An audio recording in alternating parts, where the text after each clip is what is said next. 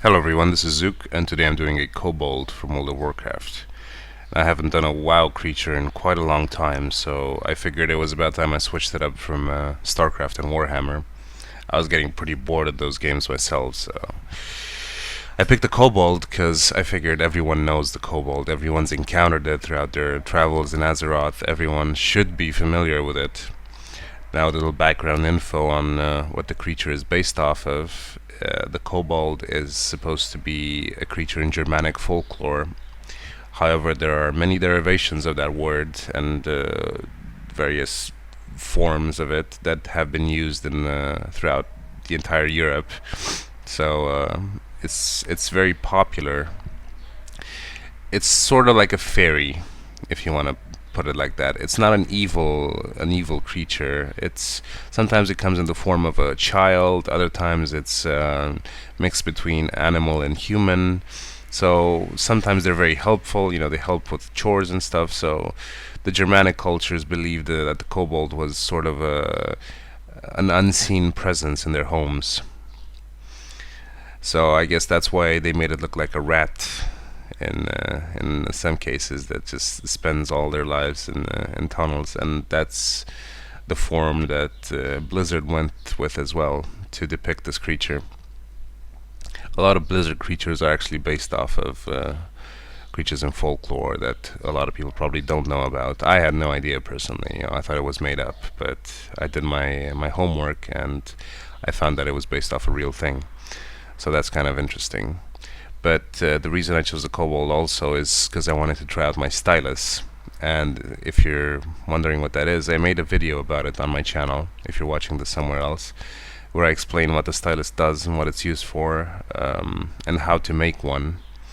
So it's quite easy to make one, and at this point I consider it an invaluable tool because, as you can see right there, the beard looks really good, and that beard would be extremely difficult to achieve with just pure pencil work. You might not see all the details, but in reality it's even better. It looks even better than on camera obviously. So what the stylus does, just a quick recap, is it makes indentations in the paper.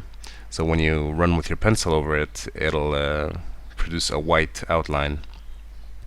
And that's very useful for very fine detail and hair, especially hair. It's awesome, really. I should have used it before, it just didn't cross my mind. And from now on I will be using it on a lot of tech stuff and even organic. For example, in this drawing I use it to create texture like on the eyebrows. You know how old people have wrinkly eyebrows? I figured it would look good on a kobold as well, and on the nostrils and on the front of its snout. So I used it in a lot of places. Right now I'm doing the nostrils, and in this drawing I tried a bit of a different technique. I always have the tendency to press too hard on my pencil, and once you start doing that you can't really stop. I either have to erase or keep doing it, and most of the time I just end up doing it on the whole drawing, so it just looks too dark. I keep looking at some of my older drawings and it's hard to even get an outline of things because the shading is just so intense that the outline sort of it gets lost in the drawing. But here I try to be as light as possible with the pencil, and I think it worked out really well because on the face, there's a lot of detail. You can see that it's very fine, it's very nice, it looks very good. But I didn't go past like 50% gray on most of the face, except maybe for the ear, because it has to have a bit of depth, or maybe the nostrils as well. As for the rest, I was just extremely light with it, and thankfully my camera picks it up, and also these pencils are great for that as well because they have a more intense coloring.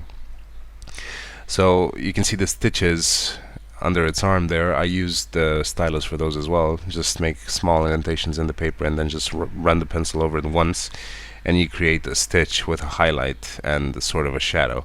So those would be a pain to shade with just the pencil. As for the hands, I didn't have any reference for the pose, so the pose I made up myself. I had a reference for the face, but that's about it. But the hands look a bit rigid, especially the right one. The fingers look a bit too straight. I noticed that after I had finished, because I was like really into it, so I didn't really pay attention to this stuff. But I still think it looks acceptable. At least the hand, it looks okay. It's not that bad. I use the stylus a lot for the nails to just give it the impression of, that they're scratched and dirty and nasty from all the digging this guy's been doing. And another thing that was sort of challenging on the hands was estimating where the folds would come, because when you wear a glove and you make a fist around an object or a stick, whatever, there will be folds that go all over the place. So those are kind of difficult to guess where they go, but just keep trying and erasing if it doesn't work out. As for the patch on the left hand, I used the same thing I did for the stitches under its arm, like making the lines with the stylus first and then running the pencil over them to give the impression that the rope is three-dimensional, or the string that ties him. Now I'm just doing the rag under its around its waistline. I didn't really go into a lot of other detail with the body because I just wanted to get the face right and get the hands right, and that sort of semi-failed, but it's okay. I need to stop complaining about it. And I changed the legs, the anatomy of the legs.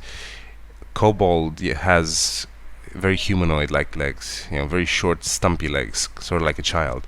But in this drawing, I gave it a bit more animalistic legs, so to say, with the large joint going in the back, and they sort of look like dog's legs. So, just to give it a bit of a savagery, I would say. So around its foot, there's a cloth sort of just wrapping around, and the toe is sticking out with the sharp nails from all the walking and everything he's been doing.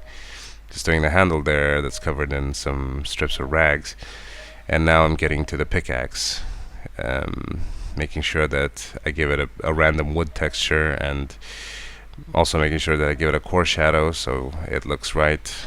And as for the pickaxe, I didn't really detail it a lot. I just gave the impression of it, so it still looks okay. And of course, a kobold wouldn't be a kobold without a backpack. Since they're miners, they need a place to keep their stuff. Very simple, just drawing a few folds there, drawing the highlights, and just then the lid over the backpack. And that's about it. I think it looks good. So I hope you enjoyed it, and I'll see you next time. Bye.